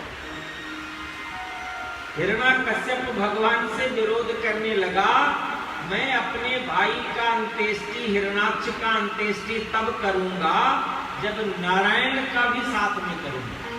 होता ना कभी कभी ऐसा कोई, अब घर में रख लिया, बड़ी बड़ी व्यवस्था करी दैत्यों ने, देवताओं ने युक्ति लगाई, लेकिन कुछ न माना। भगवान शिव जी ने भी, संतों ने सुनाया है, भगवान शिव जी भी बालक बनकर गए, बोले भूख लगी भोजन करा दे राजन। अरे दैत्येंद्र भोजन कराओ। और जैसे ही शिव जी का बालक रूप में दर्शन किया, भोजन करने कराने को तैयार हुआ, तो भगवान शिव ही बालक हैं। भगवान शिव जी ने कहा भोजन करूंगा सही, लेकिन एक शर्त होगी। क्या? मैं भोजन उसी घर में करता हूँ जिस घर में कभी किसी की मृत्यु ना हुई। तो हिरण्याक्ष ने कहा यहाँ मृत्यु ना हुई का मामला नहीं, यहाँ तो लाश भी न जाने कितने दिन से रखे। शिव जी तो समझाना चाहते थे, मतलब ऐसा कोई घर नहीं, ऐसा संसार में कोई व्यवस्था नहीं जो ना मरे। जन्म हुआ है तो मृत्यु अवश्य होगी, जातस्य ही ध्रुवम मृत्यु। तो अंत्येष्टि तो कर दिया, लेकिन अंत्येष्टि करके लौटा तो प्रतिज्ञा कर लिया अब मैं नारायण से विरोध करता हूँ, शिव के भी सानिध्य में नहीं जाता हूँ, लेकिन मैं ब्रह्मा जी को प्रसन्न करके वरदान लूंगा और उसे वरदान के माध्यम से नारायण से युद्ध करूंगा, जीत जाऊंगा, तपस्या करने चले जाऊंगा। हमारे आपके जीवन की भी साधना तपस्या का एक ही मूल उद्देश्य होता है, मालूम है क्या? सुख संपत्ति घर आवे। अच्छा, क्यों नहीं कहते नारायण घर आवे? नहीं नहीं, लक्ष्मी जी आए तो नारायण तो अपने आप आएंगे। बोलो वृंदावन बिहारी लाल की जय। हिरण्यकश्यपु ब्रह्मा जी की उपासना करने, तपस्या करने, प्रसन्न करने के लिए जाता है। विस्तृत में वर्णन किया है, मैं आपको संक्षिप्त भाव ही निवेदन कर रहा हूँ। ब्रह्मा जी को वरदान देने के लिए हिरण्यकश्यपु के पास आना पड़ा, क्योंकि जानते ही ऐसे जाने वाला नहीं, ये तो वरदान लेकर ही जाएगा। तो ब्रह्मा जी आए, बोले बेटा मैं तो खुश हूँ, मैं तो जानता हूँ तू दिति का पुत्र है, मैं तो जानता हूँ जन्म तुम्हारा जब हुआ था उसी समय इतनी बड़ी सृष्टि में प्रलय हो गया था, प्रलय जैसी स्थिति हो गई थी, इतनी बड़ी सृष्टि में हमें भी आना पड़ा था। तुम्हारे संकल्प, तुम्हारी माँ का संकल्प दोनों को मैं जानता हूँ, बता बेटा तुझे क्या वरदान दे दूं? तो मुझे वरदान देना है तो दादाजी एक कृपा कर दो। क्या? एक ही कृपा कर दो कि मैं मरूं नहीं। ब्रह्मा जी के पुत्र मरीचि, मरीचि के पुत्र कश्यप ऋषि और कश्यप ऋषि का पुत्र है हिरण्यकश्यपु। अरे पर दादाजी आप आए ही हैं, देना ही चाहते हैं तो छोटा सा गिफ्ट दे दो, मरना नहीं चाहता, आप हाँ कर दो, मामला बन जाएगा। बोले बेटा मेरे पास तो है ही नहीं, मैं दे नहीं सकता, ये वाला कुछ और मांग लो, एक के बदले 10 मांग लो, ये नहीं दे सकता जो नहीं है, न मरो ऐसा वरदान नहीं दे सकता। हाँ ये है, कोई जगह हो, कोई स्थिति हो, कोई व्यवस्था हो जहां मरने से डरते हो तो वहां मैं तुम्हारी रखवाली कर दूं। हाँ बात बन गई। क्या लगता है हमारे परदादा जी बूढ़े हुए विचार नहीं कर पा रहे हैं, तो एक काम करो, मुझे ऐसा वरदान दे दो मैं दिन में मरूं ही ना। अरे नहीं, याद आया रात में कहीं ना मर जाऊं। नहीं नहीं दादाजी एक काम करना, ब्रह्मा जी एक व्यवस्था करना, मैं दिन और रात में न मरूं। ब्रह्मा जी ने कहा जाओ दिन रात में नहीं मरूंगा। अब जब दिन रात में नहीं मरूंगा तो कब मरूंगा? वो तो निश्चिंत हो गया। फिर विचार आया, देवता लोग बड़े विचित्र हैं, कहीं ऐसी स्थिति ना उत्पन्न कर दे दिन रात के अलावा कोई, तो एक काम और करो, एक वरदान और दे जाओ, मैं पृथ्वी पर, जल में, आकाश में न मरूं। तो कहाँ मरूंगा इसके अलावा? इसका मतलब मैं नहीं मरूंगा। तो ब्रह्मा जी ने कहा जा, तो दिन में नहीं मरेगा, रात में नहीं मरेगा, पृथ्वी आकाश जल में नहीं मरेगा। अच्छा तो ब्रह्मा जी एक कृपा और कर दो, क्या मैं किसी अस्त्र शस्त्र से ना मरूं? अच्छा जा तो नहीं मरेगा। अच्छा एक प्रार्थना और छोटी सी बात, आपने कितने महीने बनाए हैं? ब्रह्मा जी ने कहा मुझे 12 महीने बनाए हैं। तो आप कृपा कर दें, आपने 12 महीने बनाया तो मैं उस 12 महीने में न मरूं। ब्रह्मा जी ने कहा जा तू 12 महीने में नहीं मरेगा। हाँ दादाजी एक काम करना, अब कोई महीना नहीं बनाना। नहीं मैं तो न बनाने से रहा। अब जरा देखना मृत्यु कैसे रखवाली करता है कि मैं न मरूं, मृत्यु से बचने का उपाय। दिन में न मरूं, रात में न मरूं, जल में न मरूं, थल में न मरूं, आकाश में न मरूं, 12 महीने न मरूं, अस्त्र और शस्त्र से न मरूं, हाँ घर में न मरूं, घर के बाहर न मरूं। न जाने कितने वरदान मांग लिया। ब्रह्मा जी ने सारे वरदान दिया और जब लौट कर जाना हुआ तो भगवान नारायण को प्रार्थना किया, थोड़ा जिद्दी है इसको वरदान दे आया, लेकिन आप दिन में नहीं जाना, रात में नहीं जाना, उसको घर में बाहर नहीं मारना, पानी में, पृथ्वी पर, आकाश में नहीं मारना, मेरे बनाए 12 महीने में नहीं मारना, किसी अस्त्र शस्त्र से नहीं मारना, इतना ध्यान कर लो, मैं कह के आ गया। अच्छा क्या है इसका मतलब? कुल मिलाकर उसने ये मांग किया, मुझे मारना हो तो सत्य गुणी शक्ति इसके अतिरिक्त आए, मेरा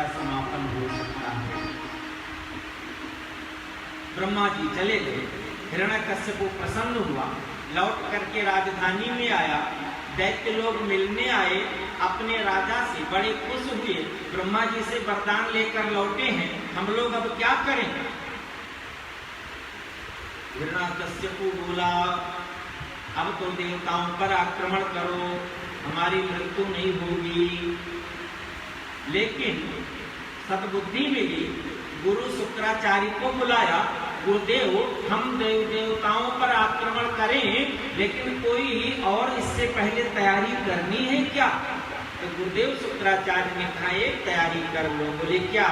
बोले पहले अपने घर से ही निश्चिंत हो जाओ, घर में सभी लोग देवताओं से युद्ध करने के लिए तैयार हैं क्या।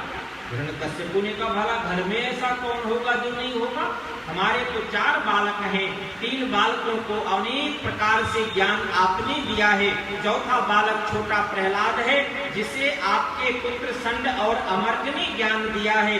मैं तो तपस्या में लीन था, प्रहलाद से पूछ लेता हूँ कितना श्रेष्ठ ज्ञान प्राप्त किया। प्रहलाद जी को बुलाया, गोदी में बैठाया, थोड़ा लाड़ प्यार किया और बोला बेटा एक बात बताओ, हमारे दैत्य कुल की वृद्धि कैसे होगी। प्रहलाद जी ने कहा पिताजी केवल दैत्य कुल की बात नहीं, इतनी बड़ी समस्त सृष्टि का कल्याण, सृष्टि का विस्तार, सृष्टि का रक्षा, जन्म पालन प्रलय, तीनों व्यवस्था इतनी बड़ी सृष्टि का केवल नारायण की कृपा से होता है। इसलिए हमें और आपको और आपकी ओर से समस्त प्रजा को एक कार्य करना चाहिए, नारायण के नाम का आश्रय लेकर के रहना चाहिए। हिरण्यकश्यप ने प्रहलाद को गोदे से उठाया, गोविंदाय नमो नमः, ये बालक तो मेरे शत्रु का नाम लेता है। संत अमर्क को बुलाकर पूछा कैसी विद्या दे दी है, इसे तो बेकार कर दिया।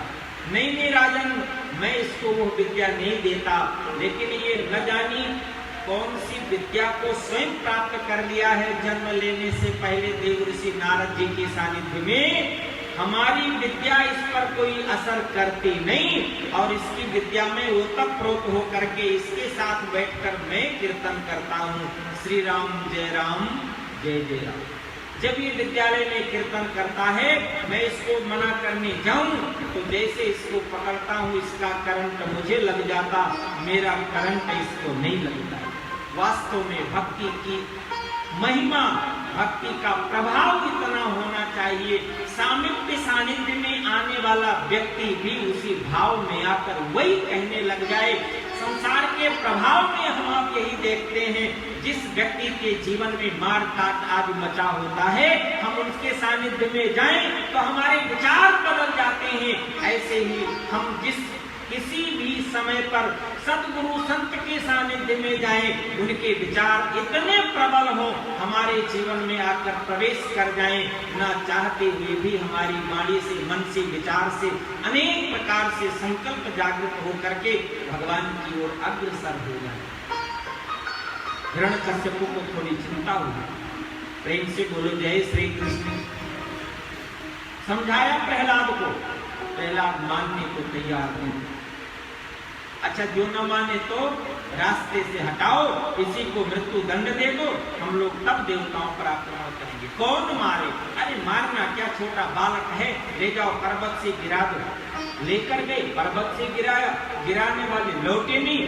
प्रहलाद जी कहेगा पिताजी जब मैं पर्वत से गिरा तो मुझे माता लक्ष्मी की गोदी मिली, क्या सुख मिला, एक बार फिर से मुझे यातना मिल जाए, ये यातना हमारे जीवन के लिए श्रेष्ठ है। अरे कोई जादूगर है? नहीं, अब इसे पर्वत पर नहीं ले जाना, समुद्र में डाल दो। डालने वाले लौटे नहीं। प्रहलाद जी ने आकर कहा पिताजी नारायण की सैया वेदों के माध्यम से देव ऋषि नारद जी के द्वारा वर्णन तो सुनी थी, लेकिन उस सागर में क्षीर सागर जैसा आनंद और भगवान का दर्शन तो अब मिला, और कृपा करें। नहीं, अब इसे समुद्र में भी नहीं डालना। हम आप अनेक प्रकार के 4 त्योहार मनाते हैं। 4 त्योहार का वर्णन वेद में गाया है, वेद ने वर्णन किया है। पहला त्योहार है बैसाखी, दूसरा त्योहार है रक्षाबंधन, तीसरा त्योहार है दीपावली, चौथा त्योहार है होली। 4 त्योहार का वर्णन है। बैसाखी 6 प्रकार के कार्य का वर्णन करता है। लेना और देना, चाहे दान हो चाहे ज्ञान हो, ज्ञान भी प्राप्त करना, कराना, दान भी लेना और देना, सबके लिए। और उसी श्रृंखला में भगवान की भक्ति भी, आत्म कल्याण भी। रक्षाबंधन रक्षा करने के लिए, दीपावली भगवान की लक्ष्मी की पूजा के लिए, ये अलग अलग 4 प्रवृत्तियां भी हैं। एक ज्ञान की और दान की जहां महिमा है, बैसाखी, मेघ संक्रांति, वर्ण व्यवस्था के अनुसार विप्र वर्ण में है, रक्षाबंधन क्षत्रिय वर्ण में है, दीपावली वैश्य वर्ण में है और होली सेवक वर्ण में है। वर्ण आश्रम व्यवस्था के अनुसार 4 त्योहारों का वर्णन है। उसमें भी कोई ना कोई निमित्त है, कोई ना कोई हेतु है, कोई ना कोई कारण है। महापुरुषों के द्वारा वर्णन किया गया। हिरण्याकश्यप की बहन है होलिका, उसने कहा भैया जब आप ब्रह्मा जी की भक्ति पूजा उपासना ध्यान करने गए थे तो मैंने भी थोड़े दिन ब्रह्मा जी का नाम जपा, ब्रह्मा जी लौटे तो मुझे भी वरदान देकर गए, लेकिन मैंने 100 वरदान झंझट नहीं मांगा, मुझे भी मरने से बड़ा डर लगता था। तो ब्रह्मा जी से मैंने कहा मुझे कोई ऐसे वस्त्र दे दो जिसे ओढ़ कर बैठ जाऊं, जो अग्नि में जले ना, पानी में गले ना, उसके अंदर मेरी मृत्यु हो ना, मैं सुरक्षित बची रहूं। तो ब्रह्मा जी ने मुझे दिया, ये मेरी चुनरी, कुछ इसका होगा नहीं। हिरण्यकश्यप प्रसन्न हुआ, फिर तो काम बना, तो चुनरी को ओढ़ कर बैठ जा, गोदी में प्रहलाद को ले, ऊपर से अग्नि लगाए, ऊपर ऊपर मामला जलेगा, अंदर तो बची रहेगी। लेकिन मामला उल्टा हुआ। भले ही अग्नि हनुमान जी की पूंछ में लगाई गई हो, लेकिन पूंछ तो जरा नहीं और पूरी लंका में कुछ बचा नहीं। जरा न सोते ही कारण गिरिजा, जाकर दूत अनल जेहि सिरिजा। सिरिजा माने उत्पन्न करना। हे देवी पार्वती, शंका नहीं करना। इतना घी तेल कपड़ा लंका का लग गया हनुमान जी के पूंछ में, रहा न नगर बसन घृत तेला। पूरी लंका में कपड़ा घी तेल नहीं, कहा हनुमान जी की पूंछ में तब आग लगाई गई। इसके बाद भी वो पूंछ न जली। हम लोग तो पूछे जलाने में जीवन बिताए दे रहे हैं, उनकी इतनी पूछ है दुनिया में, इतने लोग पूछते हैं, इतनी पूछ है, उनकी पूछ जल जाए। होता क्या है, अपनी वाली जल जाती है, उनकी पूछ होती है। लंका में भी रहने वाले लोग हनुमान जी की पूंछ जला रहे हैं। पूंछ, वो पीछे निकलने वाली पूंछ नहीं, पूंछ। बोलो हनुमान जी महाराज की। जरा न सोते ही कारण गिर जाए। हे देवी पार्वती, हनुमान जी की पूंछ इसलिए नहीं जली, क्यों? जाकर दूत अनल यही सिरजा। हनुमान जी उन्हीं भगवान की सेवा है करते हैं, उन्हीं भगवान के दूत हैं जिन्होंने अग्नि को जन्म दिया है, सिरजा उत्पन्न किया है। तो भला अग्नि कैसी जलाएगी भगवान के भक्त का? जो अपराध भगत कर करई, राम रोष पावक सो जरई। होलिका प्रहलाद को लेकर गोदी में बैठती है।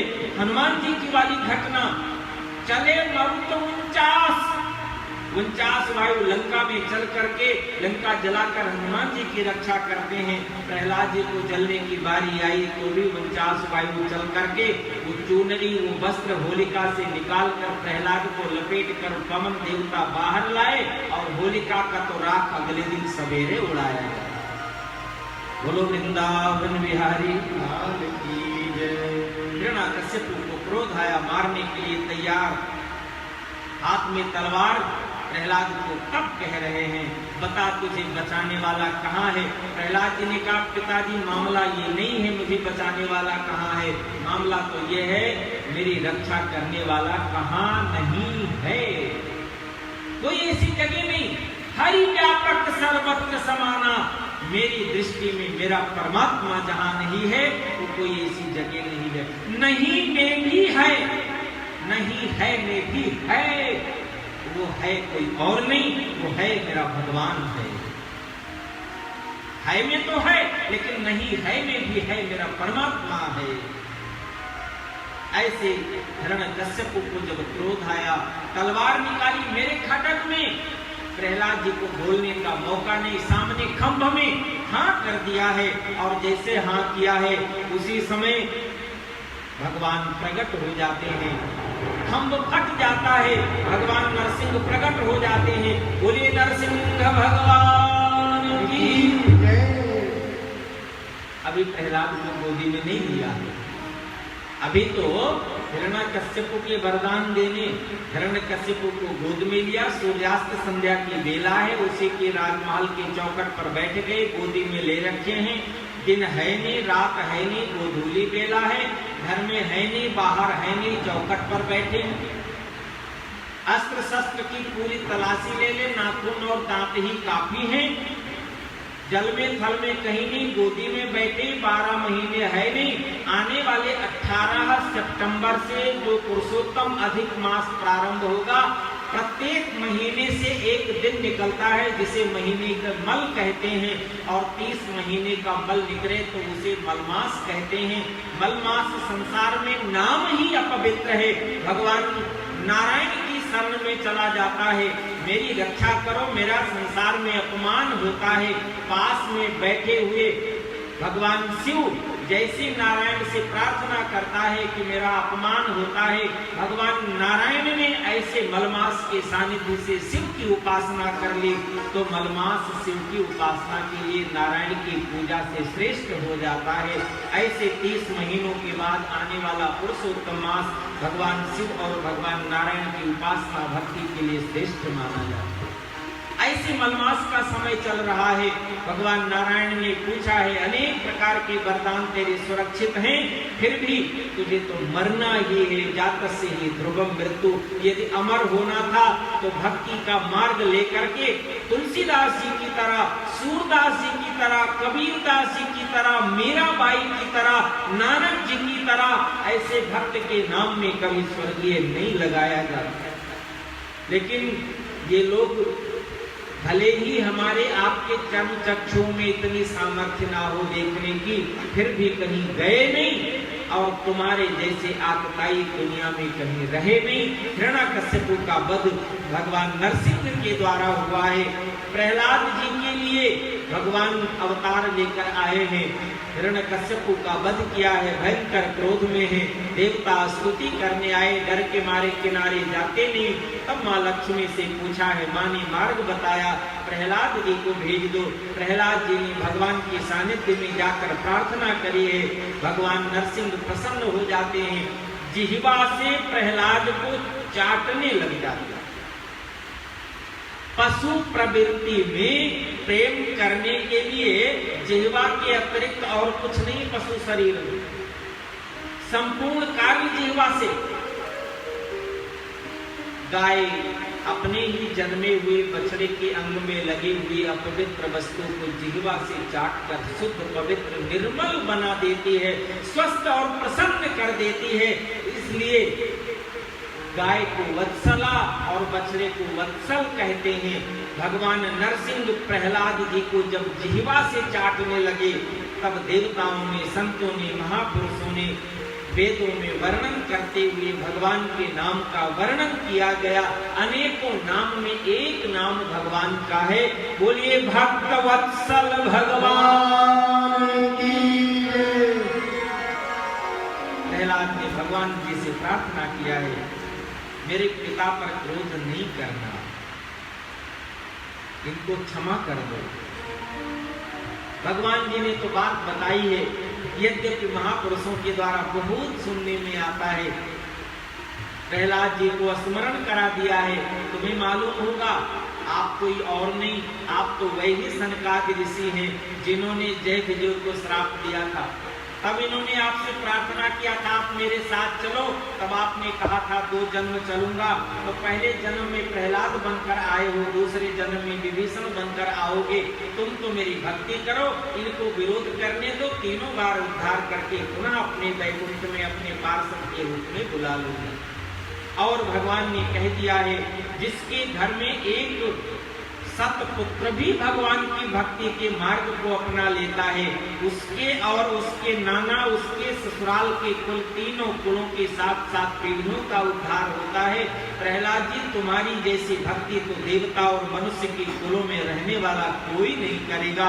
इसलिए गोस्वामी जी ने भी अपने पावन अमर ग्रंथ में यदि कहीं भक्त की श्रेणियों में सर्वश्रेष्ठ नाम किसी का लिया है तो भगत शिरोमणि भे प्रहलादु, माला में सिरमौर का कोई दाना है, भक्त की श्रेणियों में यदि कोई दाना है तो दैत्य कुल में जन्म लेने वाले हिरण्यकश्यपु की संतान भक्त प्रवर प्रहलाद जी का नाम लिया है। ऐसे प्रहलाद जी के अद्भुत चरित्र का वर्णन करके भगवान सुखदेव जी ने सुनाया है, राजन, भगवान में कोई दोषारोपण नहीं करना। भगवान ने हिरण्यकश्यपु का वध किया, इंद्र के लिए नहीं किया है, देवताओं के लिए नहीं किया है, फिर किसके लिए किया है?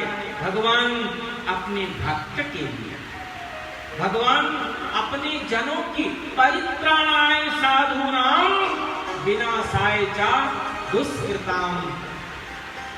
जब जब धर्म पर अधर्म बढ़ जाए, ऐसी व्यवस्था में जब जब भगवान के भक्त पर विपत्ति आ जाए तो भगवान किसी और को नहीं भेजते, स्वयं आकर के अपने जनों के कष्ट की निवृत्ति करते हैं। भगवान के चरित्र, भगवान के भक्तों के चरित्र को सुनने मात्र से भगवान के चरणों में प्रेम, संसार से वैराग्य होता है और भगवान की अहेतु की कृपा प्राप्त होती है। हम आप भी परम वंदनीय ब्रह्मलीन स्वामी परम ब्रह्मलीन महंत सोहनसा महाराज जी की पावन पुण्य स्मृति पर आयोजित मंगल में श्रीमद् भागवत सप्ताह ज्ञान यज्ञ के माध्यम से भगवान और भगवान की भक्त के मंगल में चरित्र का श्रवण करते हैं। आज तृतीय दिवस की कथा इसी श्रृंखला में विराम दें। हरि अनंत हरि कथा अनंता, जितना कुछ कहने सुनने को मिल जाए कोई शिकवा शिकायत नहीं।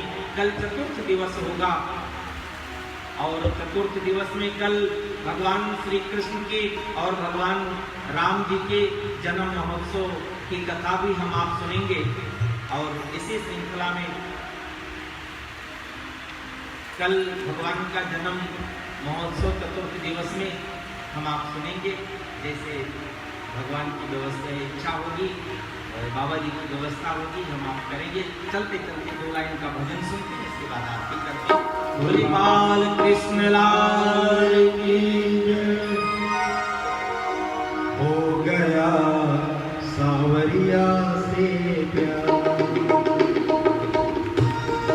हो गया सांवरिया से प्यार, हो गया सांवरिया से प्यार। मोहनी मूरत सांवरी सूरत, मोहनी मूरत सांवरी सूरत, मैं जाऊं बलिहार। हो गया सांवरिया से प्यार, हो गया सांवरिया से प्यार। मनमोहन सावरी सूरत पर, मनमोहन सावरी सूरत पर, मैं जाऊं बलिहार। हो गया सांवरिया से प्यार, हो गया सांवरिया से प्यार। तेरा दे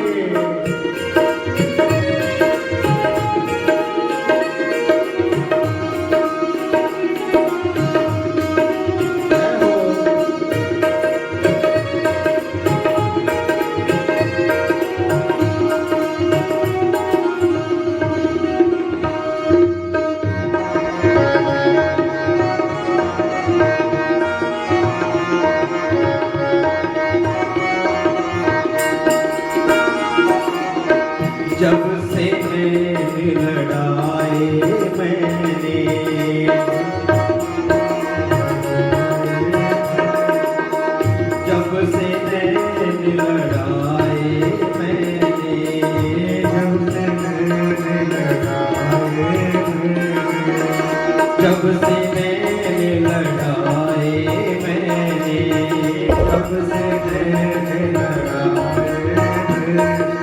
और अपने होश गवाए मैंने, अपने होश गवाए मैंने, प्रेम के पंख लगाए मैंने, प्रेम के पंख लगाए मैंने।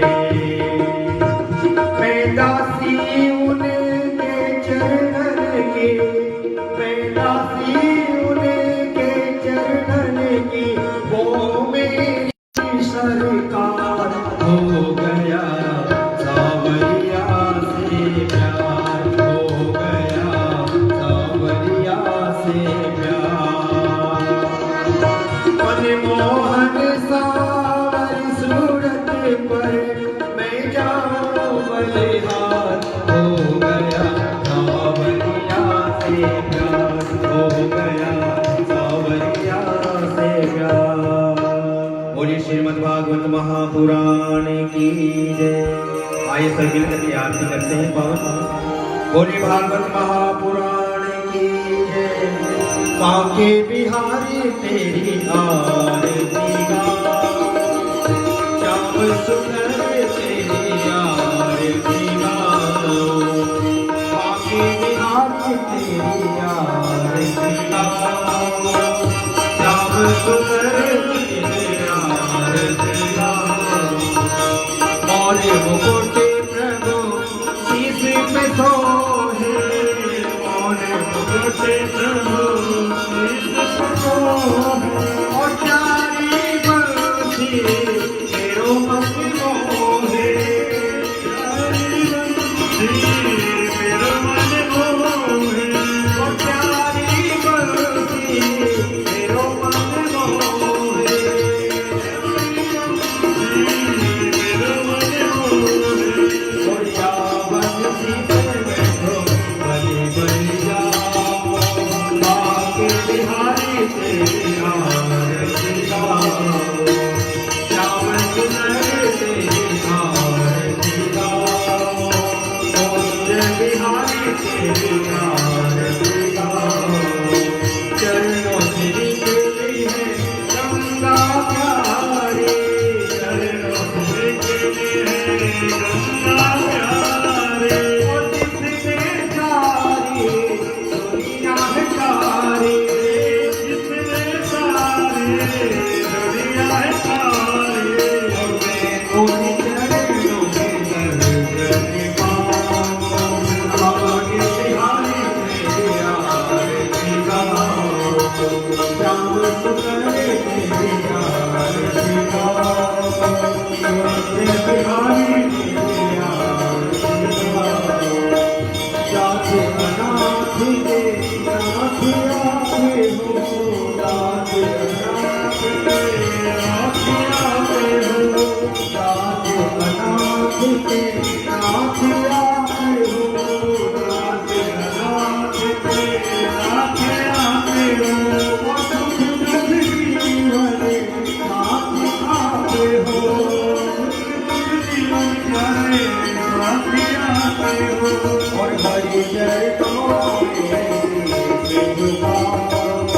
बांके बिहारी तेरी आरती गाओ, श्याम सुंदर तेरी आरती गाओ, पूज्य बिहारी तेरी आरती गाओ। श्री हरिनाथ के प्यार